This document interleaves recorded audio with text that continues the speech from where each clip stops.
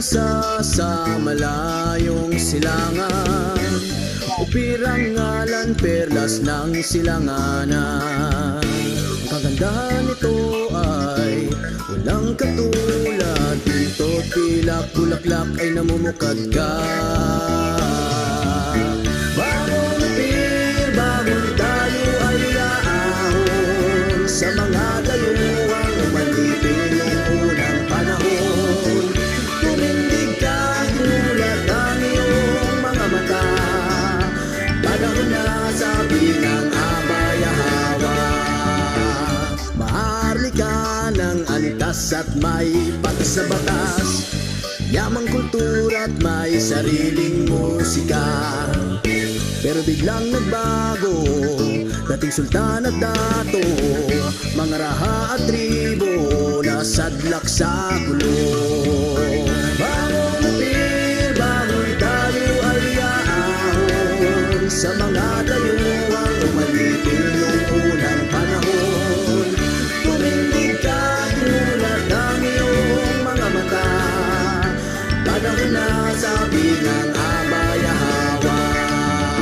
May isang bansa sa malayong silangan, upirangalan perlas ng silanganan.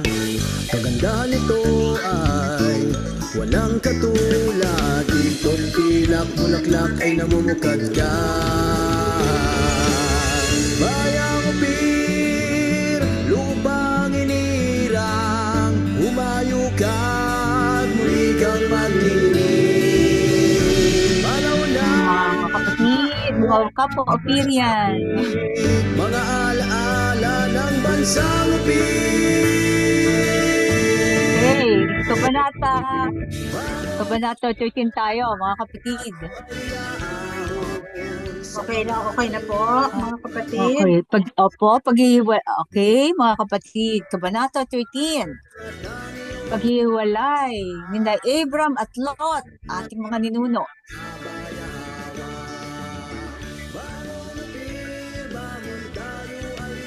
Okay. Anong reader natin ngayon? Fade out na po.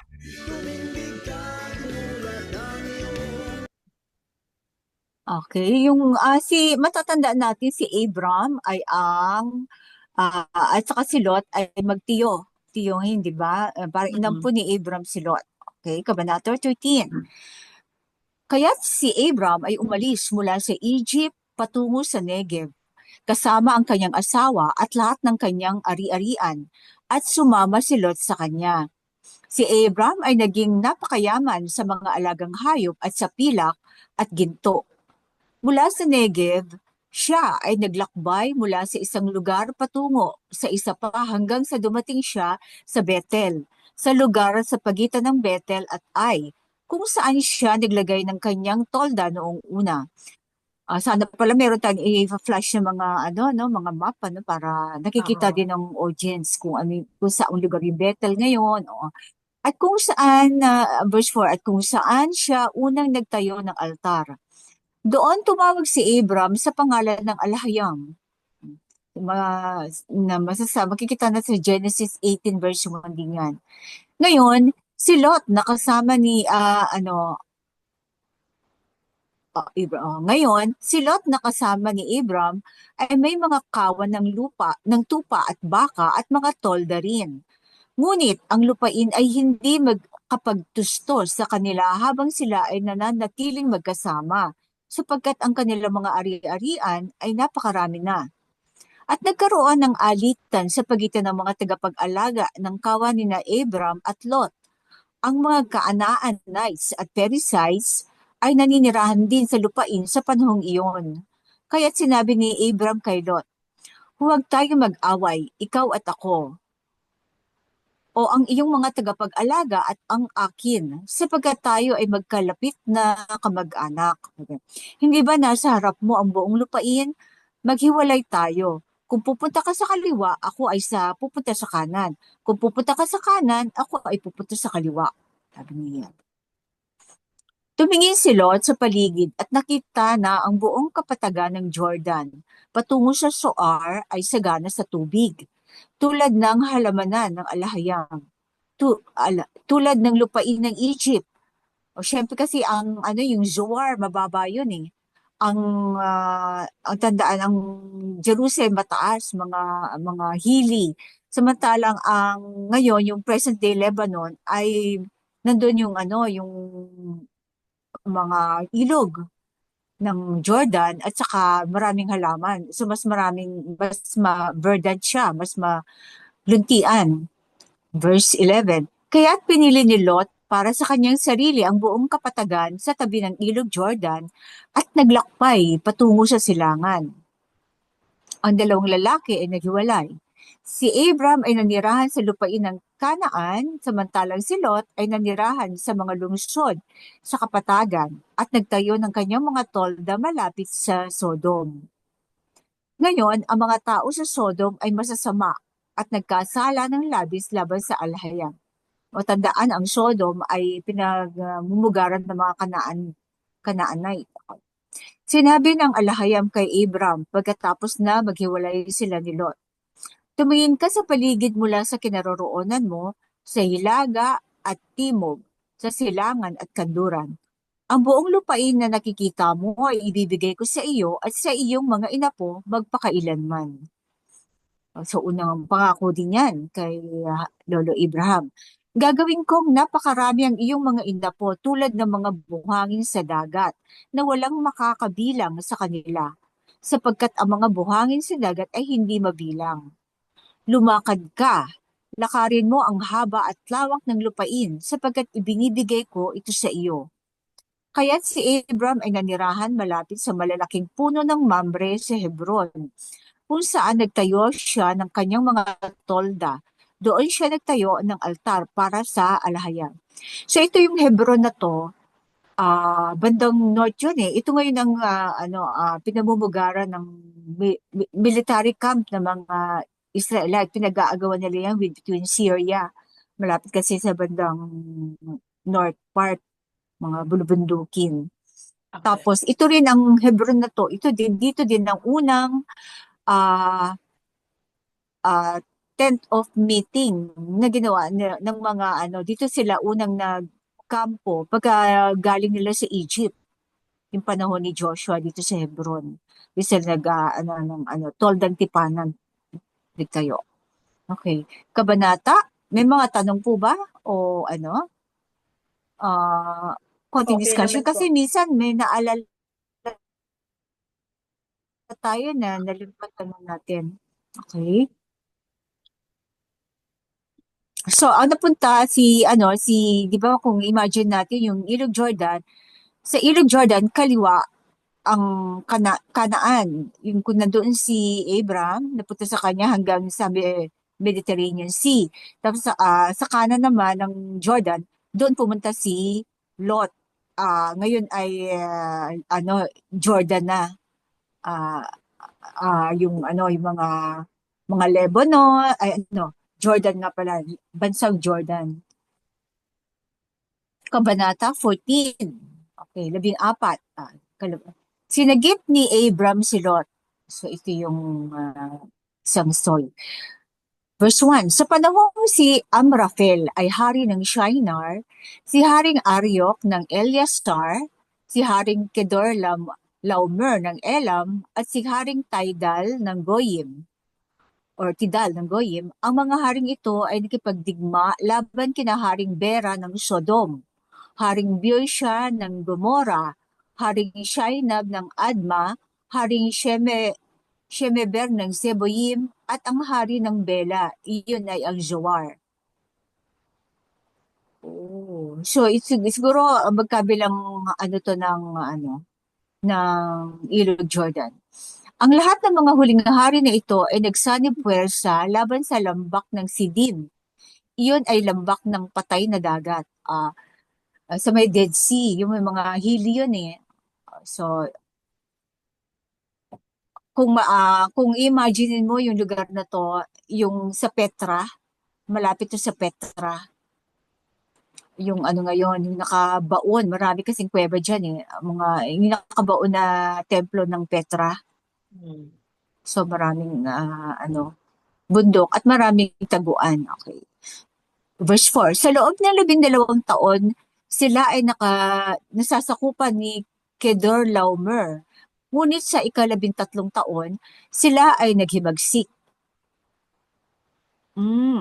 Sa ika-14 na taon, si Kedorlaomer at ang mga haring kakampi niya ay lumabas at tinalo ang mga Rephaim sa Ashteroth Karnaim, ang mga Suzite sa Ham, ang mga Emim sa Shave Kiriataim, at ang mga Horite sa kabrulan ng Seir hanggang sa El Paran malapit sa disyerto. Yung sa verse 5, yung Rephaim, mga higante yan, malalaking tao yan eh. So minsan, ang alahayam kasi, pag gusto niyang lipulin ang isang lahi, ginagamit niya ang kalaban ng lahing yun para malipol sila. So yung mga ibang Rephaim, na si Kedorlaomer pala ang talo. Tapos ang mga Zuzite sa Ham. So ibig sabihin mga Hamite, mga Emim sa mga paligid na talo nila. Okay, verse 7. Pagkatapos bumalik sila at pumunta sa En Mishpat. Ito ay Kadesh. At kanilang sinakop ang buong teritoryo ng mga Amalekite. Ayan, di mga higante din yan. Pati na ang mga Amorite na naninirahan sa Hazezon Tamar. Pagkatapos, ang hari ng Sodom, ang hari ng Gomora, ang hari ng Adma, ang hari ng Zeboim, at ang hari ng Bela, iyon ay Zoar, ay lumabas at nagtayo ng kanilang mga linya ng labanan sa lambak ng Sidim. Laban kina Kedorlaomer, hari ng Elam, Tidal, hari ng Goyim, Amraphel, hari ng Shinar, at Ariot, hari ng Eleazar. 4 na hari laban sa 5. O, yung mga Kanaanita, okay.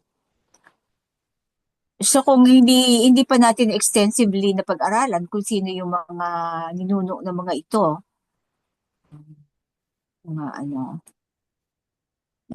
verse 10. Ngayon, ang lambak ng Sidim ay puno ng mga hukay ng alkitran. At nang tumakas sa mga hari ng Sodom at Gomora, ang ilan sa mga tao ay nahulog doon at ang natitira ay tumakbo sa mga kabundukan. Ang 4 na hari ay sinamsam ang lahat ng mga kalakal ng Sodom at Gomora at lahat ng kanilang pagkain. Pagkatapos ay umalis sila. So tandaan natin na si Lot ay nasa Sodom at Gomora during that time. Doon sila naninirahan kasama ng mga Kanaanita. Kinuha rin nila ang pamangkin ni Abram na si Lot at ang kanyang mga ari-arian dahil siya ay nakatira sa Sodom. Verse 13, isang lalaking nakatakas ay dumating at iniulat ito kay Abram, ang Hebreo. Ngayon, si Abram ay nakatira malapit sa malaking puno ng Mamre, ang Amorite, isang kapatid ni Eshcol at Aner, na pawang kakampi ni Abram. So yung Mamre pala, pinangalan sa isang Amorita. Verse 14, nang marinig ni Abram na ang kanyang kamag-anak ay dinala bilang bihag, kinawag niya ang 318 na sinanay na lalaki na pinanganak sa kanyang sambahayan at humabol hanggang sa Dan. So talaga sila nagsasanay sa digmaan. Sa gabi,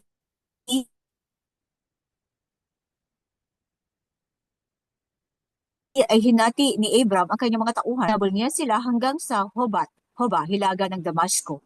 Nabawi niya ang lahat ng mga kalakal at binalik ang kanyang kamag-anak na si Lot at ang kanyang mga ari-arian, kasama ang mga babae at ang iba pang mga tao. Pagkatapos bumalik si Abram mula sa pagkapanalo kay Kedorlaomer, ang mga hari ay nakipag-alyansa sa kanya. So, ang layo ng narating nila hanggang Damasco. Malayo-layo yung habulin yan. May mga katanungan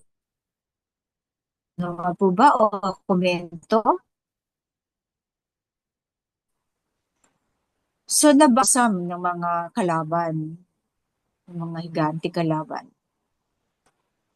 Shem, ang Melchizedek. Verse 18, pagkatapos ay si Melchizedek, hari ng Salem, ay naglabas ng tinapay at alak. Siya ang saserdote ng kataas-taasang alahayam at binasbasan niya si Abram na nagsasabi, pagpalain si Abram ng kataas-taasang alahayam, tagapaglikha ng langit at lupa, at purihin ang kataas-taasang alahayam na naghatid ng iyong mga kaaway sa iyong kamay. Pagkatapos ay ibinigay ni Abram sa kanya ikasampung bahagi ng lahat ng bagay. So, binigay niya lahat ng ikatent ng kanyang samsam o tithe. Paglilinaw, si Shem ay 390 taong gulang nang ipanganak si Abram. Nang si Abram ay 100 taong gulang, ipinanganak si Isaac. Si Shem ay 490 noong panahong iyon. Nang si Isaac ay 60 taong gulang, ipinanganak si Jacob.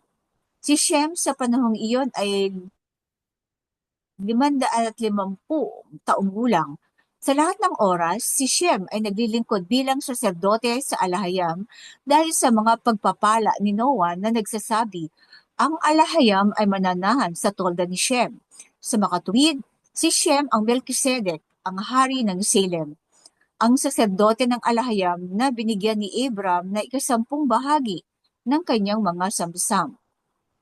So matatandaan natin na si Terah, yung tatay ni Abram, ay nagmula sa Babylon, kung saan naman nagahari si Nimrod o si Japheth.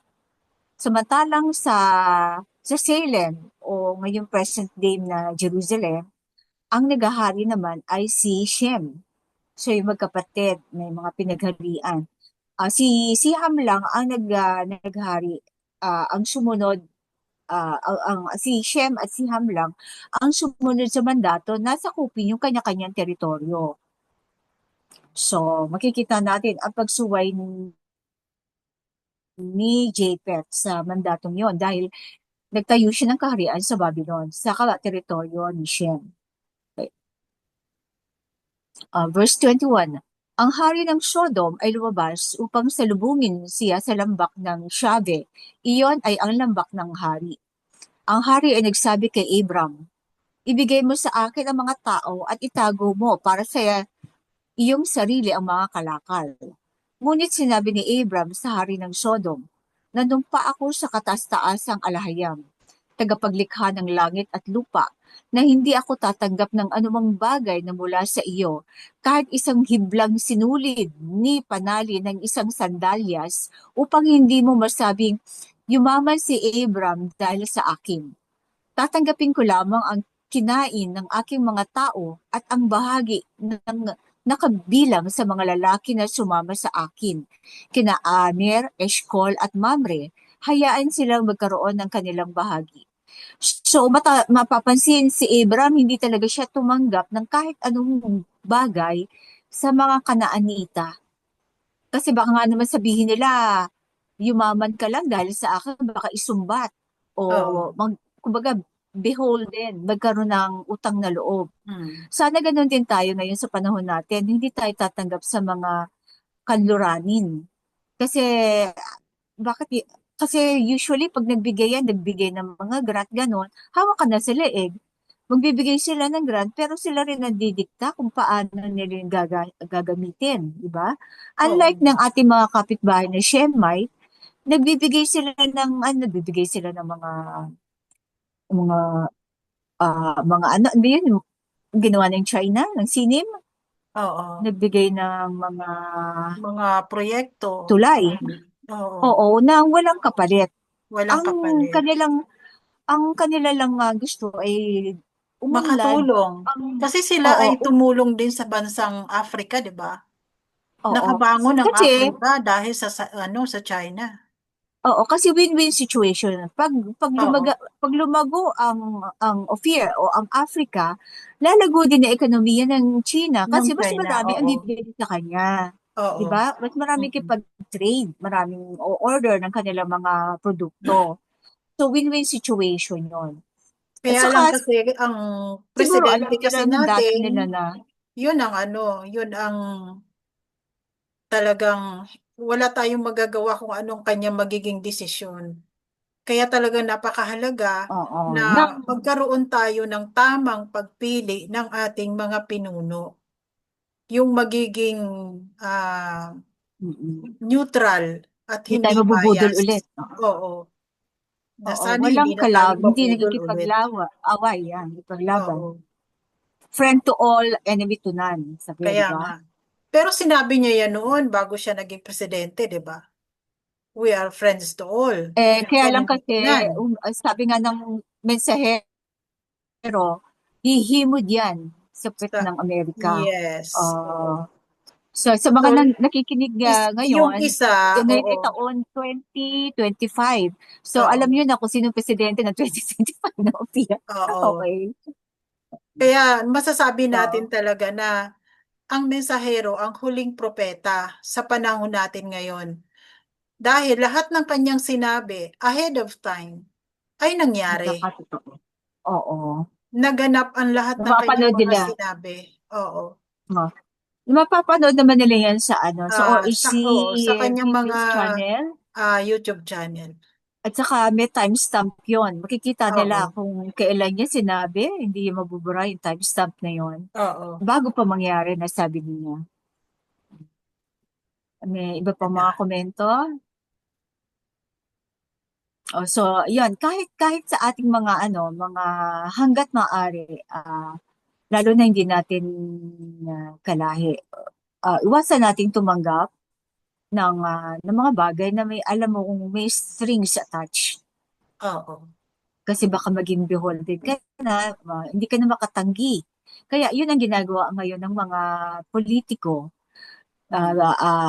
Pain, kumbaga, bibigyan ka ng pain para pag kumagat ka, ano ka na, hindi ka na makaka-kontra kasi Bintag ka na. isa ka na sa mga, isa ka na sa nakisawsaw sa mga ah, ninakaw sa mga taong bayan. Yun. Okay, kabanata 15 na tayo. Baka humaba tayo sa politiko, Oo. politics. Ang tipan ng alahayam kay Abram. Pagkatapos nito, kinausap ng alahayam si Abram sa isang pangitain. Huwag kang matakot, Abram. Ako ang iyong kalasag, ang iyong dakilang gantimpala, Ida. Ngunit sinabi ni Abram, kataas-taas ang alahayam. Ano ang maibibigay mo sa akin dahil ako ay nananatiling walang anak at ang magmamana ng aking ari-arian ay si Eliezer ng Damasco, yung kanyang katiwala, no? Wala kang ibinigay na mga anak sa akin, kaya't isang alipin sa aking sambahayan ang magiging tagapagmana ko. Pagkatapos ay sumagot ang alahayam sa kanya, hindi alipin ang magiging tagapagmana mo, kundi isang anak na sarili mong laman at dugo. Inilabas niya siya at sinabi, ah, tumingin ka sa langit at bilangin ang mga bituin. Kung tunay na mabilang mo sila, gayon ang magiging mga inapo mo.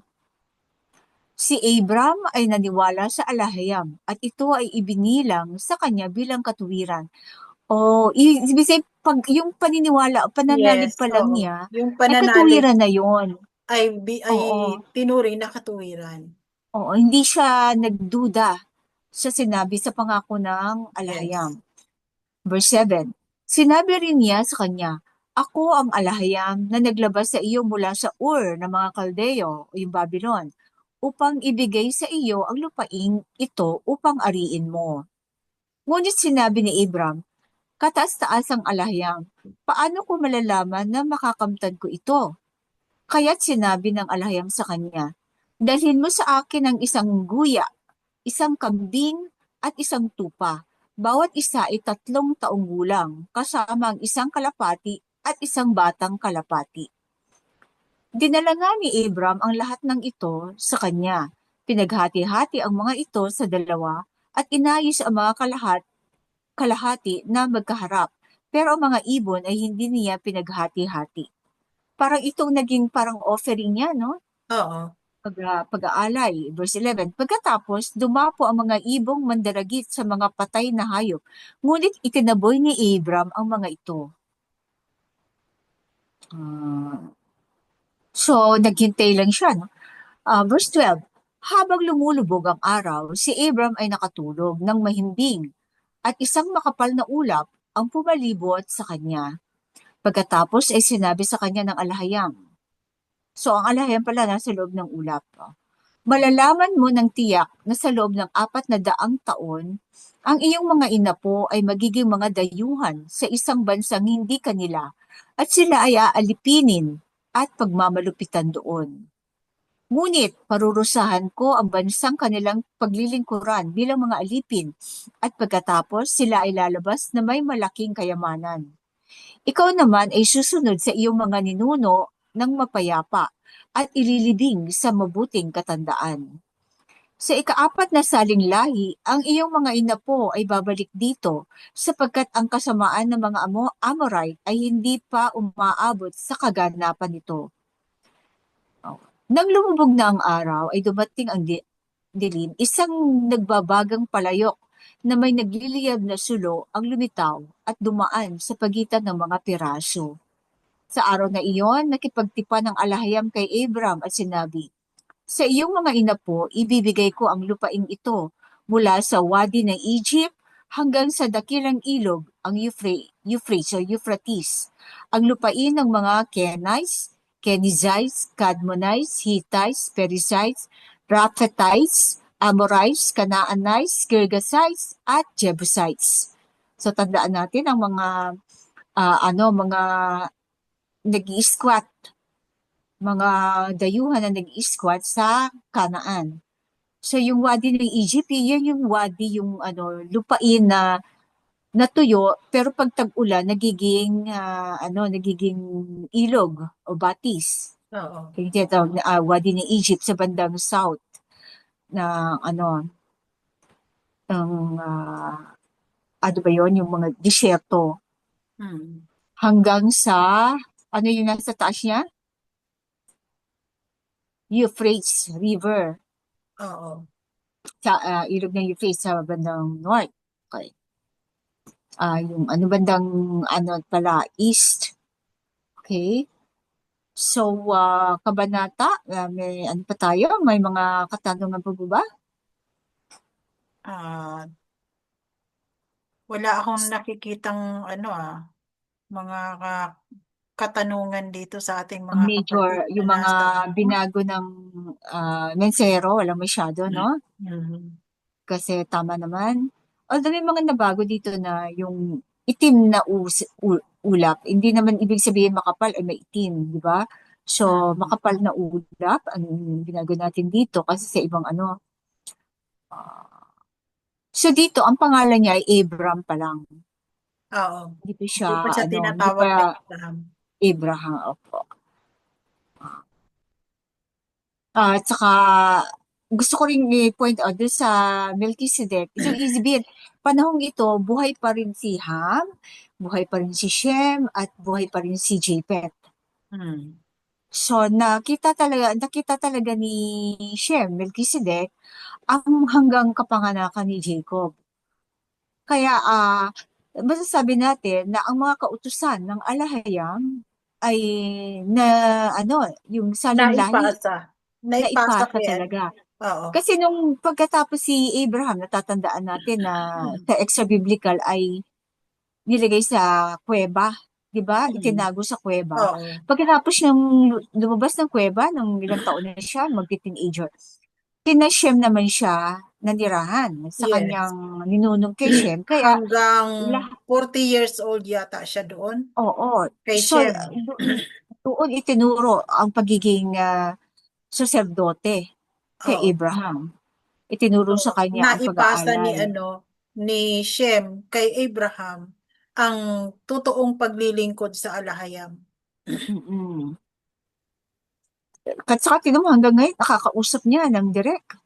Yung kanyang signal ay hindi pa corrupted. Talagang malinaw na malinaw pa ang signal sa kanya, no? Yung communication niya. Oo.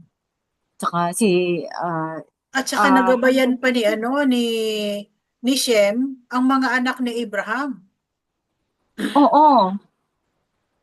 Na pa niya, naabutan pa niya. Naturuan Hanggang niya kay din Jacob, actually. si Hanggang kay Isaac, Jacob. si Jacob. Yun, nakapag-aral Oo, pa at yun saka kay Shem. si Jacob, oo. Kasi isaw, ano bulakbol. Ang tanda ko yung kakambal ni Jacob na si Isaw ay bulakbol hanggang sa gubat lang siya. At Mhm. ano, siya pa ang nakapatay kay Nimrod, kay Japhet, sa lolo Japhet Mm. niya. Oo.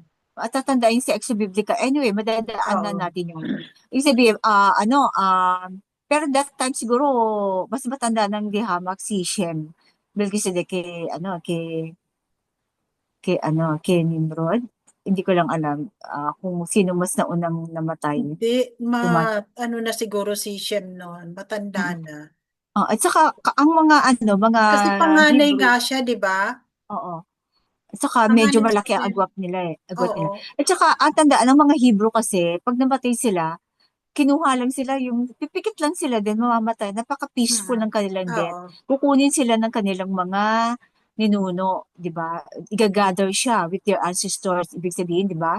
Mm. Unlike nung pagkamatay ng mga usually violent, di ba? Mm. Hindi sa natural na na paraan. Mga mga lahi ni Cain. Siguro may mga Tuloy na natin, kabanata, 16. ah, ilang minuto na tayo. Okay pa? Kabanata 16. Si Hagar at Ishmael. Ayan, magandang to. Mm. Si Hagar at Ishmael. Ngayon, si Sarai, asawa ni Abram, ay hindi nagkaanak. Ngunit mayroon siyang isang alipin na taga-Egypt na nagngangalang Hagar. Kaya't sinabi niya kay Abram, ang alahayam ay pinigilan akong magkaanak. Pumunta ka, sumiping ka sa aking alipin. Marahil makakabuo ako ng pamilya sa pamamagitan niya. Naku, no, pinangunahan ng alahayam, ano? Oo. Sumang-ayon si Abram sa sinabi ni Sarai. Kaya pagkatapos na si Abram ay nanirahan sa Kanaan sa loob ng 10 taon, dinala ni Sarai ang kanyang aliping taga-Egypt na si Hagar at ibinigay siya sa kanyang asawang si Abram upang maging kanyang asawang lingkod. Si Abram ay sumiping kay Hagar at siya ay nagdalang tao. So sa kanila parang yung asawang lingkod, ano? Hindi Oo. legal pero parang anakan, di ba? Pag-aari, ibig sabihin pag-aari Oo. na ng kanyang, Ah, kanyang, master, oo, master. amo, oo. Nang malaman niyang siya ay nagbubuntis, kanyang hinamak ang kanyang among si Sarai. Aba, lumaki ulo. Sinabi ni Sarai kay Abram, ikaw ang may pananagutan sa kamalian ng aking nararanasan.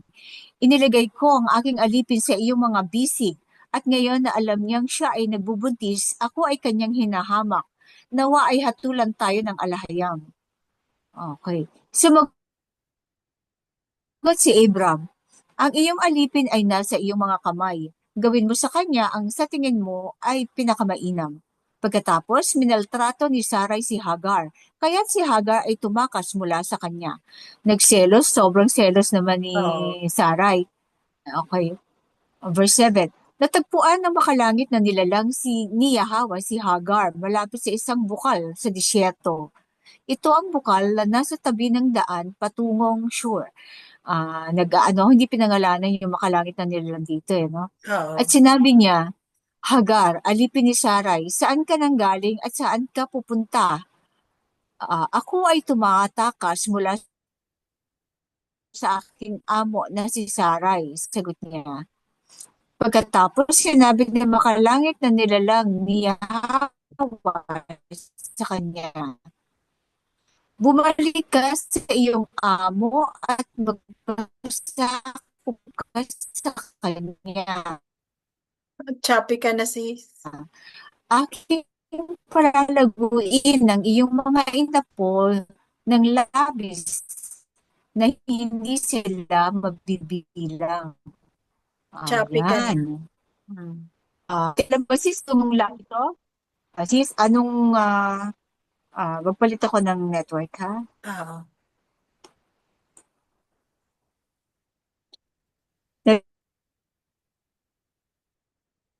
Hello, naririnig po ba ako? Opo. Ayan, okay. Nagpalit ako sa pagpaumanhin. Tingin mo sis, hanggang saan ako yung verse 10, aking palalaguin ang iyong mga inapo ng labis na hindi sila mabibilang. Tingin mo sis, anong ano to? Anong bansa, mga bansa? Maraming Ang mga sab ang maraming sabi mga kasi ng bansa. ang sabi kasi ng ng mensahero dito daw kay dito sa mga bansa, yung sinasabi ito prophet, yung mga nagmula ang mga Muslim, ang mga Arabo kay Ishmael. Yun ang Oo. sabi ng mensahero. Okay, verse 11. O gusto, bagay, totoo kasi ang Dubai, ang Saudi, ayun, Oo. napakalalago at napakayamang bansa. Okay. Verse 11. Sinabi rin ng sugo ng alahayam sa kanya, ngayon, ikaw ay nagdadalang tao at ikaw ay manganganak ng isang lalaki. Pangangalanan mo siya na Ishmael, sapagkat narinig ng alahayam ang iyong paghihirap. Siya ay magiging parang mailap na asno ng tao. Ang kanyang kamay ay laban sa lahat, at ang kamay ng lahat ay laban sa kanya.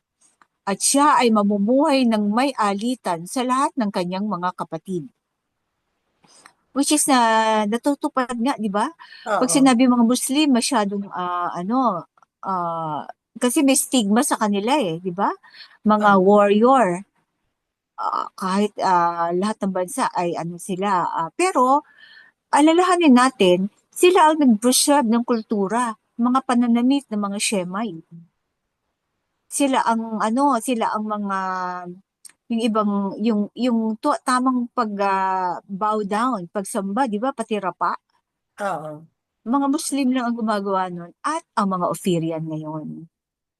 Ganun ang tunay na pagsamba ng ating mga ninuno, sina Abraham, ah, sa kanila talagang nag-stick sila sa natutunan nila sa kanilang mga ninuno. Even yung yung pag-aasawa ng mahigit sa isa, di ba? Kasi hanggang kapanahon na nila ngayon ay ginagawa pa rin nila.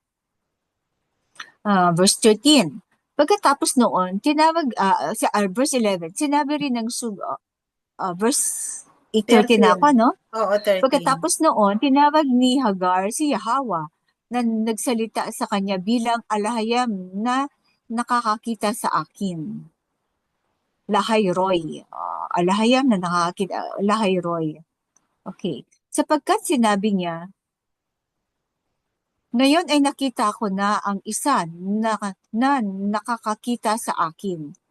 O, di isipin parang nakakapansin, Mm. napapansin siya. Kaya't ang balon kung saan nangyari ang insidente ay tinawag na Beer Lahayroy. Okay? Ang beer pala is balon. Pag Oo. sinabing beer, that is balon. Naroon pa rin ito sa pagitan ng Kadesh at Bered. Kaya't nagkaanak si Abram kay Hagar ng isang lalaki at pinangalanan ni Hagar ang bata na kanyang ipinanganak na si Ishmael. Si Abram ay 86 na taong gulang nang ipanganak ni Hagar sa kanya si Ishmael. So, 86 na taong gulang. Siguro mga sa panahon natin ngayon, siguro mga ano yan, 40? Kaya 40 years old, 50. Yung kung ano 86. yung Oo. pag-uusapan yung katawan. Oo. So, mapapansin din natin, ano pa ba yung mga ni Ishmael, mga na-preserve ng lahi ng Ishmaelite. Hindi pagkain talaga ng mga baboy, di ba? Oo. May share ko lang, uh, anyway, na panood ko din sa Jessica Soho kagabi, yung Duwaya, yung pag-aasawa ng dalawa. Kay Mm. Duwaya. Kaya, di ba duo, dalawa, ganon. At saka, meron pang anyway, sa ibang na lang, i-share ko yung ating sa kultura ng mga Ophirians. na marami tayong mga Ophirians na maraming tayong ginawang nauna pa sa Western. Kaya lang, ang ginawa ng Western, pinapirate nila. Tapos inaano nila na kanila o sila nakadiskubre o nakagawa. Unang nakagawa. So, kaya para bumilib ang mga tao sa ang ibang lahi sa kanila. Pero actually, naunahan pa ng mga Hebreo. Pero yun ay ano natin sa ibang topic. For example, yung mga sasakyan no, na ginagamitan lang ng tubig, walang gasolina.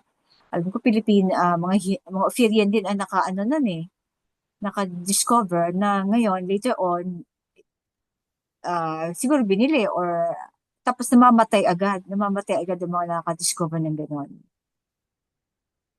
Even ang ilaw, hindi naman si Thomas Edison ang naka-discover ng ilaw, ng bubilya.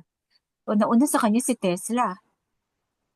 So mga ganong sample, kung gusto ko lang na maiano sa atin na hindi ang mga Ophirian ay hindi maliliit na tao.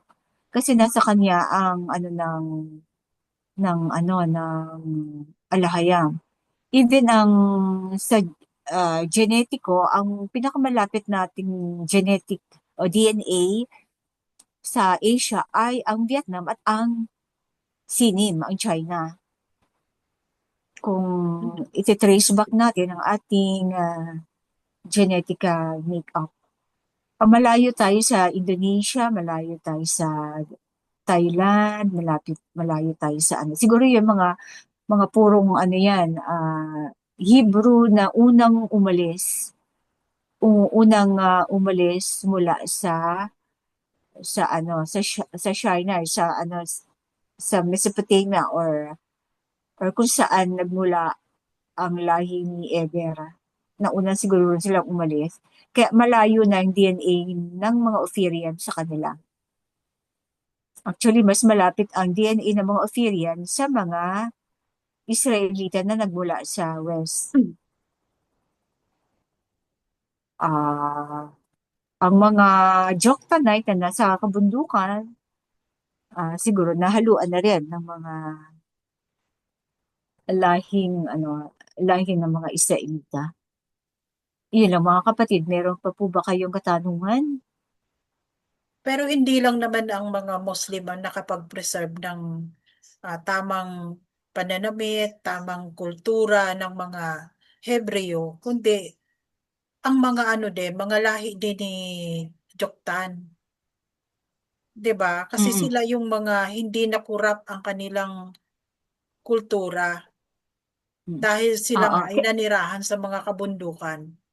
oo. Pero ang mga Joktanite kasi, nandito siya mainit ang natin, klima. Samantalang sa bandang Middle East, saka kasi, kaya naman mahahaba ang kanilang kasuotan, parang yung mga natin, mga sinasabing tobe. Kasi mainit, sobrang init sa kanila sa maghapon, pero sa gabi sobrang lamig. So, Oo. kaya ang suot nila ay coverall pero maluluwag para Oo. may hangin. At saka kaya may nag-aano sila ng mga headdress, Mm. mga head cover, dahil sa klima nila na pabago-bago, extreme. Dito naman sa Ophir, so nga bandang medyo malapit na kasi tayo sa Hamay territory, border. Mm. Malapit na tayo sa Indonesia, di ba? Sa Malaysia. Kaya ang mga nasa ay mga nakahubad, yung iba. Yung mga Joktanite, di ba? Yung mga iba nakabahag. Yung sa Mm. Mountain Province, kahit na malamig ang Mountain Province, pero mga sanay yung katawan nila, nakabahag lang sila, yung iba, nakaano lang, nakaano lang, mga chaleco, baga, yung mga walang manggas, na Oo. mga parang lang, Kasi um, nga mga nasa primitive years pa sila. Pero ngayon, ano na rin? so umaakit sila ng bundok, ng mga puno. So, hindi ka makakit ng Oo. puno ng nakatob. Pero Talagang, civilized na rin ngayon umaakit. ang mga Joktanites. Oo. Pero isipin, Civilized yung na. May kanilang mga damit na katutubo, sila. Oo, pero ang pinag-usapan natin yung mga bago dumating ang mga Oo, Israelita dito. Ng oo, iba, hanggang ganun pa rin ang ano. Tatandaan ko nung ano, yung mga mangyan sa ano, mga nakabahag pa rin pag bumababa ng bundok, oo. bumababa sa ano ng Mindoro, sa mga patag, nakabahag pa rin sila. So maano natin yan, nakikita natin na na-preserve nila yung purong Joktanite. Yada. Pero sa panahon So, natin ngayon na tayo ay nagising, ang diwa natin na tayo pala ay mga lahing Hebreo, so unti-unti na rin na-adapt natin ang kanilang kultura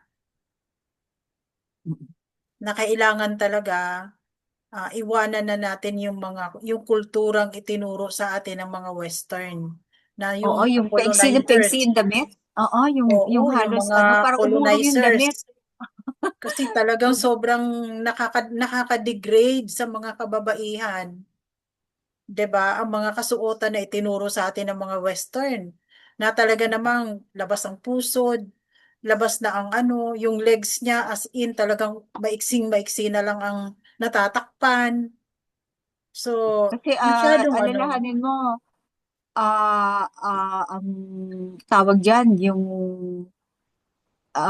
sa Biblia, sa Torah, nasusulat yung, ano ba yun?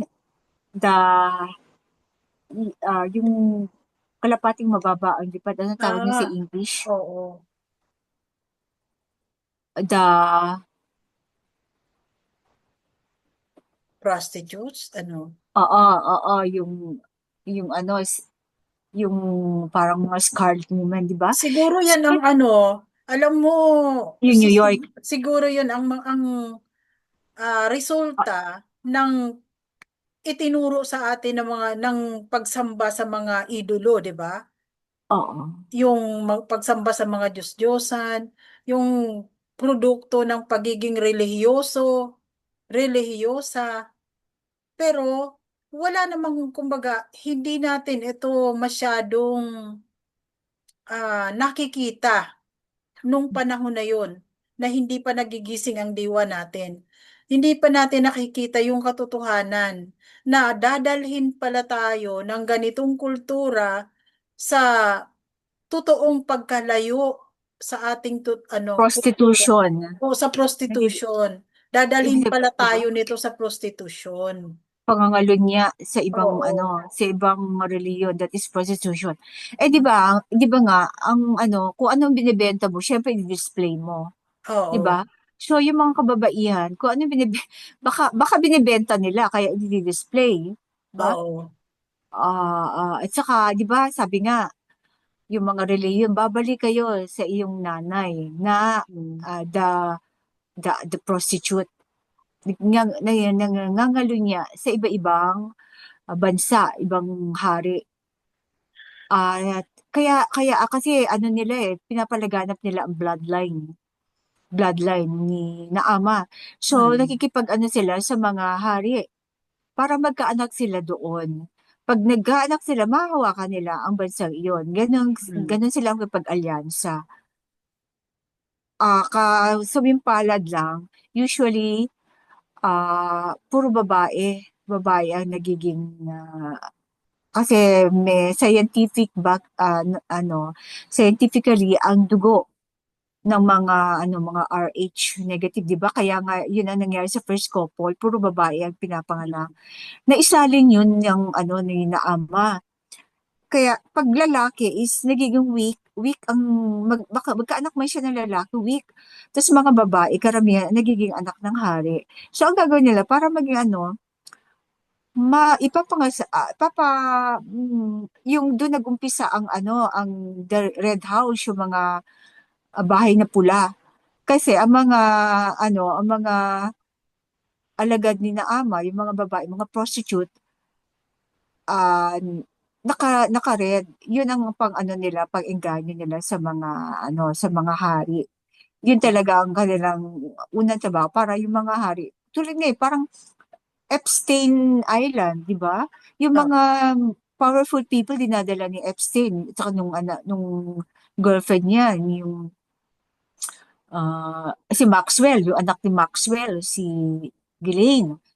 Para may pruweba sila, may pang-blackmail sila sa mga powerful people. Yung si Prince Andrew ng England, 'di ba? Hindi na ang dami niyang photos or whatever or videos or whatever. Kaya hindi nila nagiging nila 'yon, grip sa mga powerful nations. Hmm. Ganon din si Jezebel, 'di ba? Yung kwento ng Jezebel na ang mga weak king, mga babae ang sa panahon natin ngayon, makikita din 'yan sa ating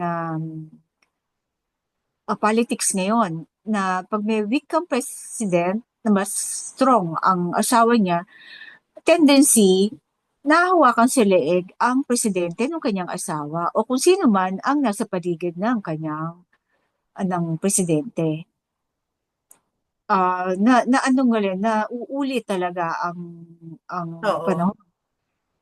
And then yung sinasabing mga kaya sa royalty, yung mga sa Europe usually, diyan na kumala talaga ang lahi ni Cain na mga red-haired, puti. Tapos nandiyan yung mga abnormalities na itinatago nila. Kaya meron silang mga kastilyo, doon nila tinatago sa tower, sa tore. Tapos yung may mga mga nursing home na doon nila tinatago yung mga na wawala sa sarili. Ah, sa kanila yung mga genetic abnormalities, doon nila tinatago yung mga hari nila na minsan lang nila makita, naka-schedule pa kung kailan magpa-public appearance, ayan. Saka diyan din nauso yung mga clone. Kino-clone Hmm. nila yung kanilang mga public officials. Ngayon, hindi na clone, mga AI na. Mga mga transhumanism na, nagko-clone sila with AI technology. Ano pang yan related dito sa na pag-usapan natin na mai-base natin sa ating kapanahunan. Siguro talagang yung pagka-kurap ng lahi natin na masyado Mm-mm. na talagang na pinalala yung korupsyon sa lahi natin. Dahil Yung mga pati yung kultura na bago na, pati yung kaisipan, walang-wala na talaga. As in, napaka-bibihira na lang talaga sa mga tao ngayon ang totoong naghahanap sa katotohanan. 'Di ba? ida. Kilala niyo sina Ayala, sina yan, diba? Kilala niyo yung mga Rojas na yan? Oo, yung mga oligarke na yan. Oo. Actually, mas ah behind, sa likod nila meron pa. Nung panahon ni Quezon, Manuel Quezon, di ba? Hmm. Inopen niya ang bansa natin sa mga Jews yung mga Jewish na Hmm.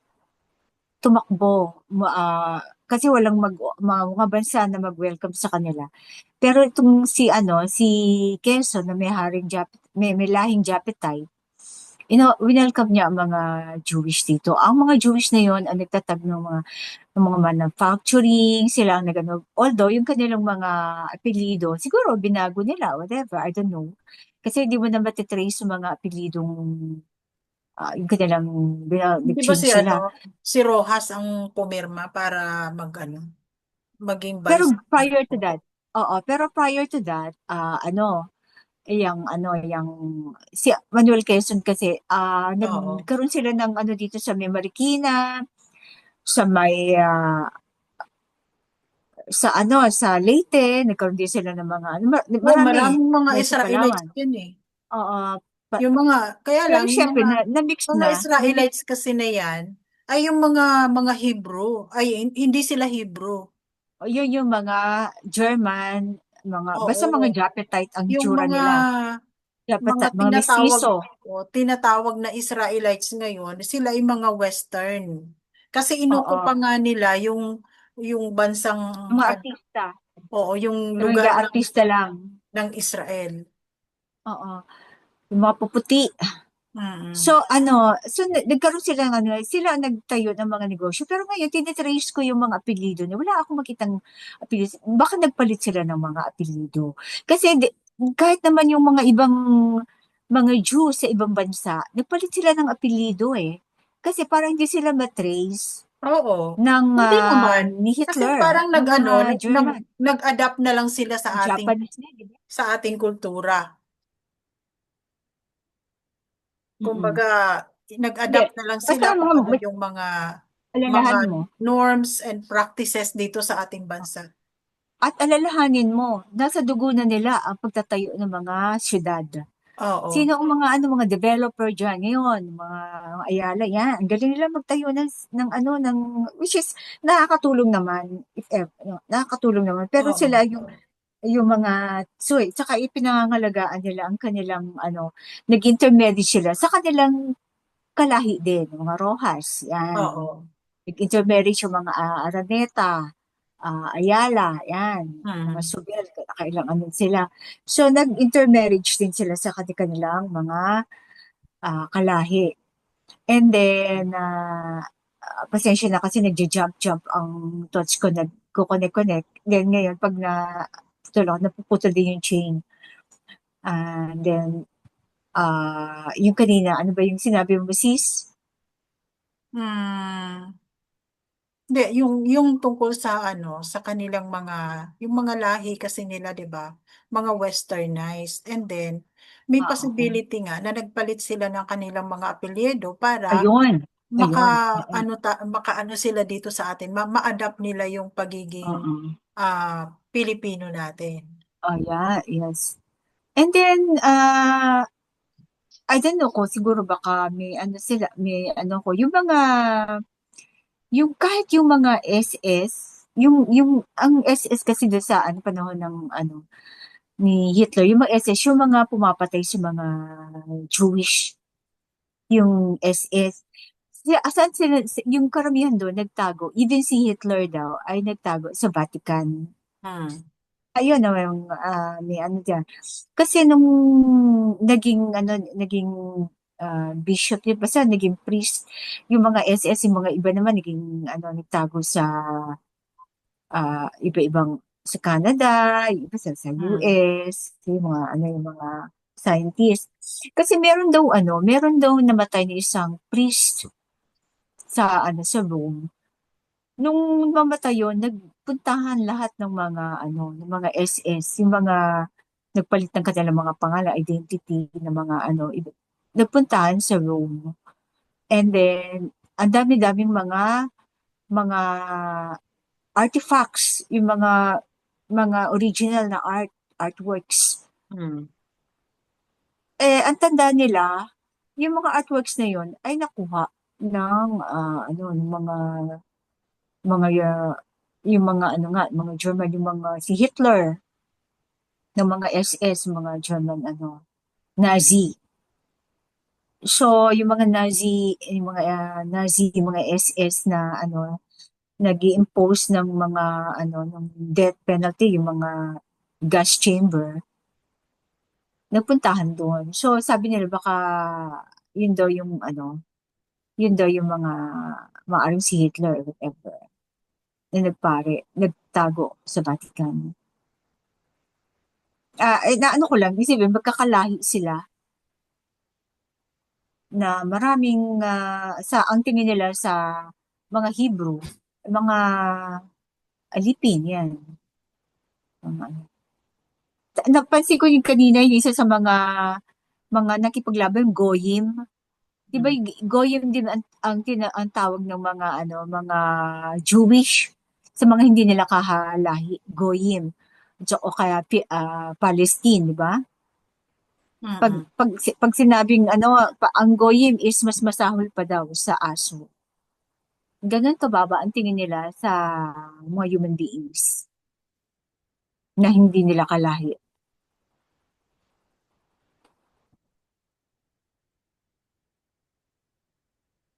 So, yun ang hanggang ngayon, makikita natin talaga ang sinabi sa Genesis 3:15. Ano nga ba yung sis?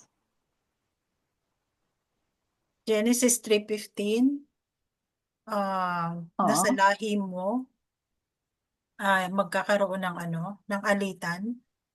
Oo. Tatapakan niya Oo. tatapakan mo ang kanyang ulo kasi ang kausap niya yung serpent. Tatapakan mo ang kanyang ulo, Oo. ibig sabihin yung government at tatamaan niya ang iyong buntot. Ang buntot ay ang mga false prophet or mga religion. Mm. Religion. Yada. Time Okay. check. So, Yung I ating we signature still song. have 10 minutes. Patugtugin mo ng buo yung ating signature song para sa mga susunod na natin. So, Pwede itutuloy na i-share. lang natin dito sa kabanata 17. Oo, Ang tipan na kabanata pagtutuli. 17 Yan. sa ating susunod na talakayan. Discussion. Okay. Then, mag-share ka ng mga original na tugtugin ng mga Ophirians. Yes. Yung Okay. buo, kasi baka nabitin sila kanina. Pwedeng request na patugtugin mo ng buo. Sige. Okay. Thank you. Daya. At sige, share screen mo na rin sis. Pa-share screen na rin po. Stop sharing ka sa Stop share ka sa Then, share screen mo na yung buong video. Isang bansa sa malayong silangan, upirang ngalan perlas ng silanganan. Ang kagandahan nito ay walang katulad, dito't pilak bulaklak ay namumukad ka. Bagong upir, bagong tayo ay aahon sa mga dayuhang umalipin ng unang panahon. Tumindig ka, gulat ang iyong mga mata, panahon na sabi ng abayahawa. Maharlika ng antas at may patas sa batas, yamang kultura at may sariling musika. Pero biglang nagbago, dating sultan at dato, mga raha at tribo, nasadlak sa gulo. Bagong upir, bagong tayo ay aahon sa mga dayuhang umalipin noong unang panahon. Tumindig ka, gulat ang iyong mga mata, panahon na sabi ng abayahawa. May isang bansa sa malayong silangan, upirang ngalan perlas ng silanganan. Kaganda nito ay walang katulad, dito't pilak bulaklak ay namumukad ka. Bayang upir, lupang inirang, humayo ka at muli kang magnining. Panahon na upang maibalik mga alaala ng bansang upir. Bagong upir, bagong tayo ay aahon sa mga dayuhang umalipin noong unang panahon. Tumindig ka, gulat ang iyong mga mata, panahon na sabi ng abayahawa. Bagong upir, bagong tayo ay aahon sa mga